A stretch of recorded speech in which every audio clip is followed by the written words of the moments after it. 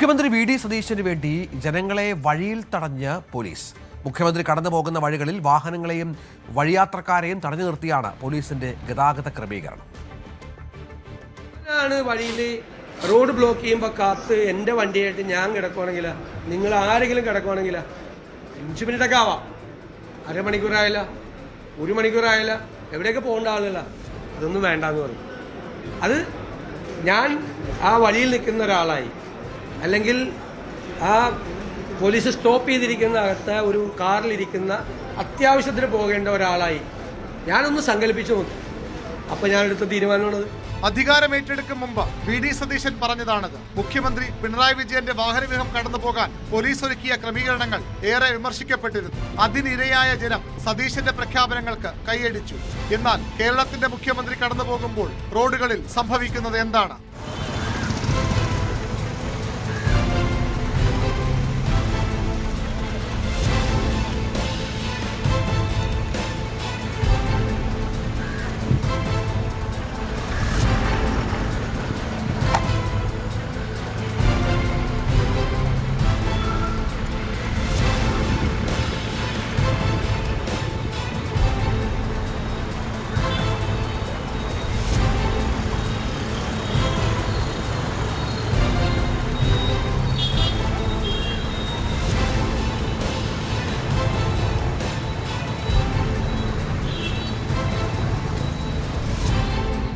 Bar കൗൺസിലിന്റെ പരിപാടിയിൽ പങ്കെടുക്കാൻ മുഖ്യമന്ത്രി വി.ഡി. സതീശൻ കോടതിയിലെത്തിയ ദൃശ്യങ്ങളാണത്. മുഖ്യമന്ത്രി വഞ്ചൂർ ജംഗ്ഷനിൽ എത്തുന്നതിനും വളരെ മുമ്പേ വാഹനങ്ങൾ തടഞ്ഞു, വഴിയാത്രക്കാരെയും തടയാൻ ശ്രമിച്ചു. കോടതിയിൽ നിന്ന് മുഖ്യമന്ത്രി തിരികെ പോയപ്പോഴും കാഴ്ചകൾ സമാനം.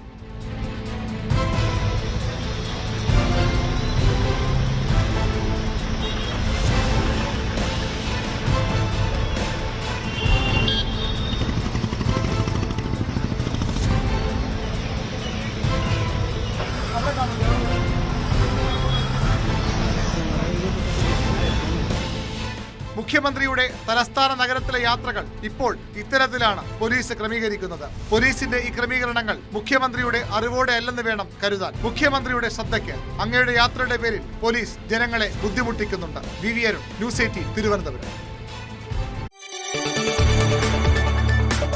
കൂടുതൽ വാർത്തകൾക്ക് news 18 Keralam YouTube channel subscribe ചെയ്യുക.